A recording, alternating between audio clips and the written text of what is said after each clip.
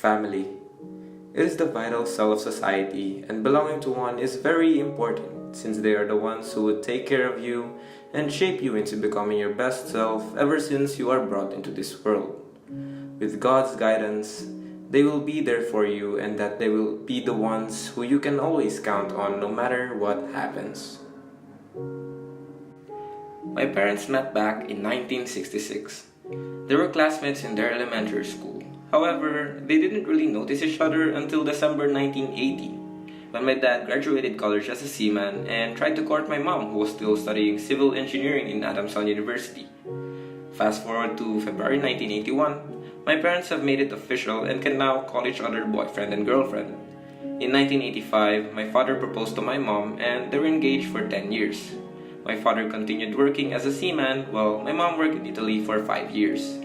Then on December 1995, they married each other in Santa Rita de Cascia Parish Church, Philam Homes, Quezon City. Moving on to the present day, my parents are still together and love each other unconditionally and have now created a loving family today. My family consists of 4 people: my mother, father, sister, and I. Starting with my mother, my mom's name is Maria Rosario Mutiangpili, but I call her Inay. She's a very supportive and loving mother. She tries hard to give us the material things my sister and I want, and that she just wants us to be the best people that we could be. Following my mother is my father. His name is Renato Mutiangpili, and I call him Tatay. In a way, like my mom, he works hard in order to support his family, the necessities of living, as well as providing us our education.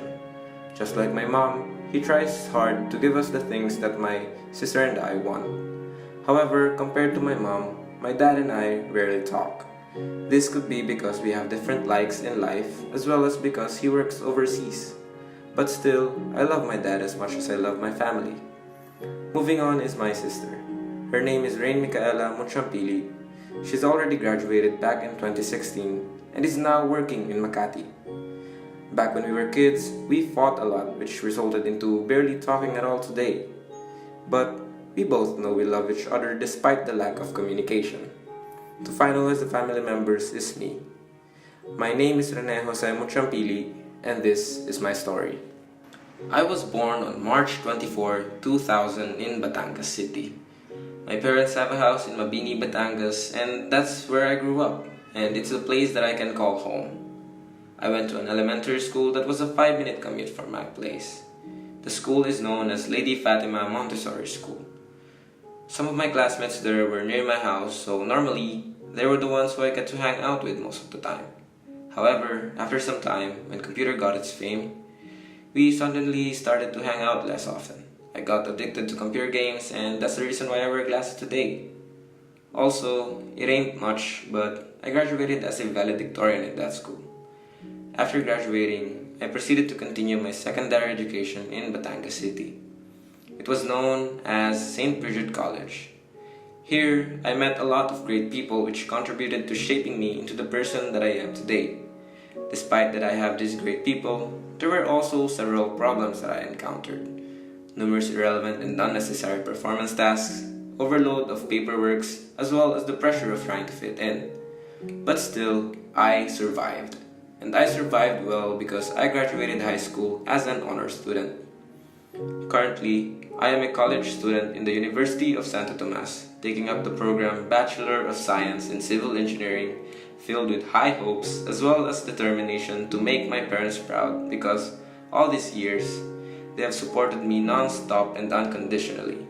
And with that, I would like to give back what I owe by becoming the successful engineer they want me to be. As for the family activities we did over the course of my life, we only went out to do activities not just by ourselves, but along with other blood relatives. This could be because mom does not want her siblings nor my dad's siblings, as well as our cousins, to be left out of things that we could possibly enjoy.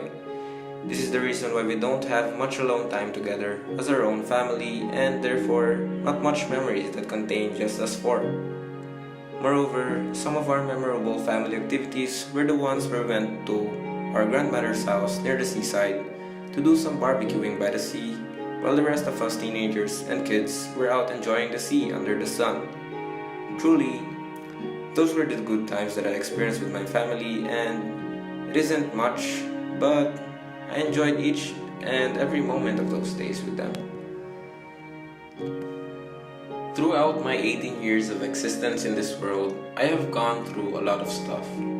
Way back when I was still in elementary up until junior high school, I always tried to fit in with the people around me, even if it means changing myself into someone who I'm not.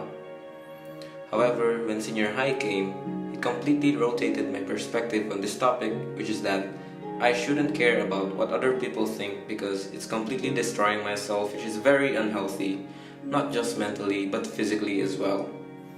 Another thing I learned throughout my life is that I'm not yet ready for a relationship, and that it's probably best to wait until I finish my studies before looking for a girlfriend.